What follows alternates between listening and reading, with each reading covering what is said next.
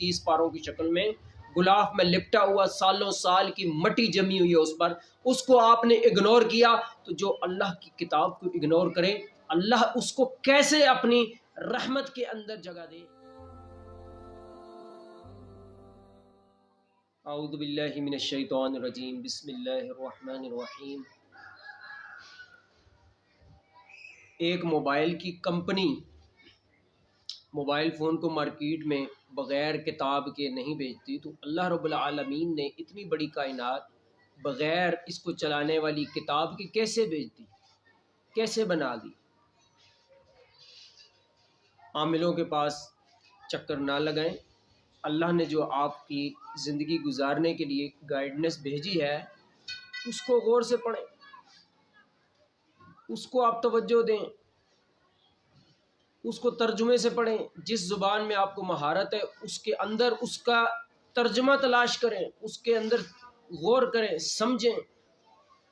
اللہ کی قسم، اللہ کی قسم، اللہ کی قسم، قرآن کے اندر اور صحیح حدیث کے اندر ہر چیز کا علاج موجود ہے، ہر چیز کا علاج موجود ہے۔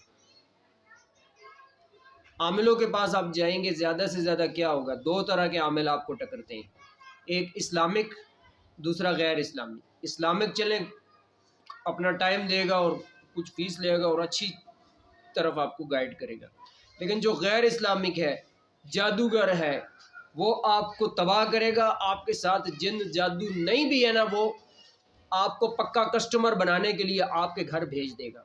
آپ کے ساتھ مسئلے نہیں تھے، ادھر چکر لگانے کے بعد شروع ہو جائیں گے۔ کیوں؟ اللہ کے اندر پھر بھی برداشت ہے، اللہ پھر بھی زمین نہیں پھاڑتا، اللہ رب العالمین پھر بھی ہمیں تباہ و برباد نہیں کرتا۔ اپنے نبی کی سنتیں توڑنے کے باوجود، قرآن کو چھوڑنے کے باوجود اللہ ہمیں پھر بھی تباہ و برباد نہیں کرتا۔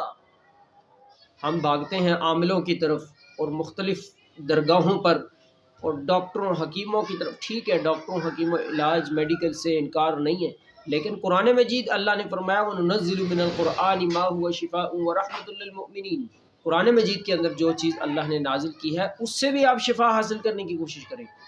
کئی بیماریاں ایسے کیسز آتے ہیں کہ ڈاکٹری حکیمی دوائیاں اثر نہیں کر رہی ان پہ، تو الحمدللہ قرآن و حدیث کے دم سے، طریقہ علاج سے ٹھیک ہو جاتے ہیں وہ۔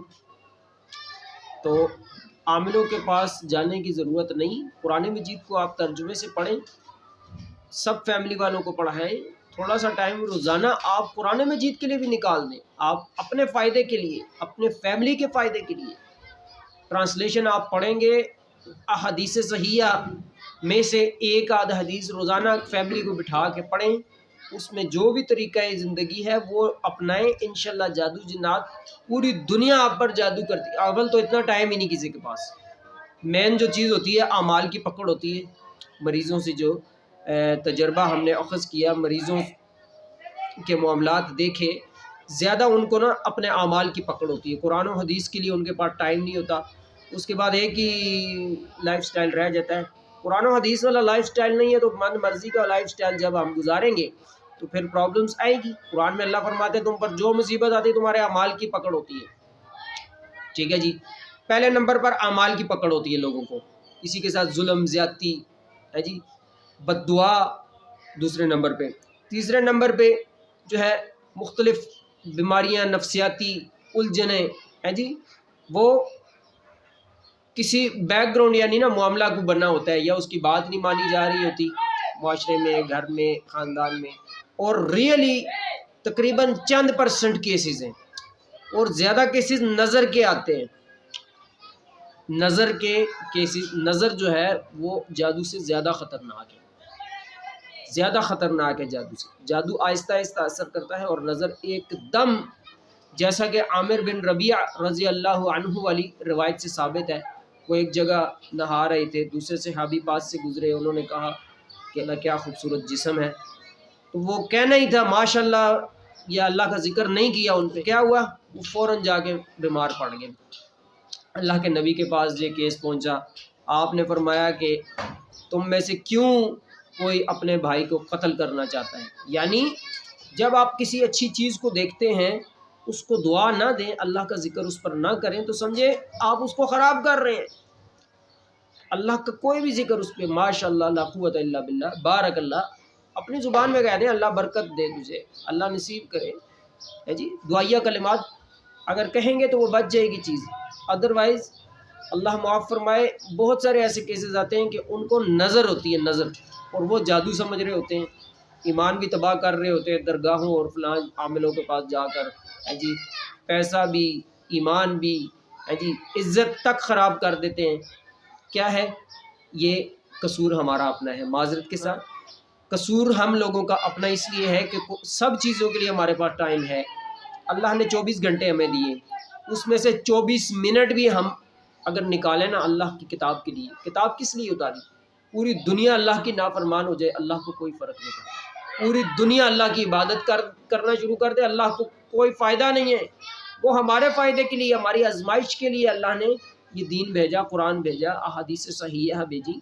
آپ ایک کام کریں، میرے کہنے پہ آپ سے ریکویسٹ ہے، آج سے وعدہ کریں، جو بھی گھر میں پڑھا لکھا آدمی ہے وہ قرآن مجید بیٹھ کر پڑھنا شروع کر دے، کوئی بھی ٹائم ایک رکھیں، قرآن مجید ترجمے کے ساتھ پڑھیں، گھر میں فیملی میں کوئی بیٹھتا ہے بیٹھے، نہیں بیٹھتا آپ خود بیٹھیں، ایک دن کوئی نہیں بیٹھے گا، 2 دن کوئی نہیں بیٹھے گا، آہستہ آہستہ جب دیکھیں گے نا کہ یہ تو ہمارے گھر کے جو یہ گھر کا فرد ہے یہ تو روز ہی بیٹھ جاتا ہے قرآن مجید، آیت دیکھے سنتے ہیں، کہتا کیا ہے، ایک آیت یا 2 آیتیں، ٹھیک ہے، 5-10 منٹ بیٹھیں پڑھیں اونچی آواز میں، ہاں جی آج میں نے پڑھا تھا، آج آپ پڑھیں، بلال بھائی آج آپ پڑھیں، ہاں جی، اگلے دن جی آپ کی باری ہے، ابھی کل انہوں نے پڑھی، آج ہاں بیٹی آج آپ پڑھ کے سناؤ، یہ قرآن دیکھ کے پڑھیں، پتہ چلے گا عورتوں کو، مردوں کو، بچوں کو، بوڑھوں کو، سب کو پتہ چلے گا قرآن و حدیث کے اندر کیا ہے، ایک دوسرے کے حقوق کیا ہے جی۔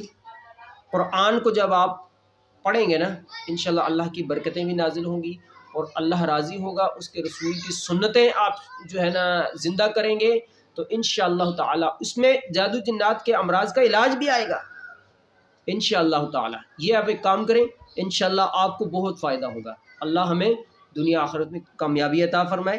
اللہ رب العالمین جو کچھ کہا سنا سب سے پہلے کہنے والے کو، پھر ہم سب سننے والوں کو اس پر عمل کرنے کی توفیق عطا فرمائے۔ وآخر دعوانا ان الحمد للہ رب العالمین۔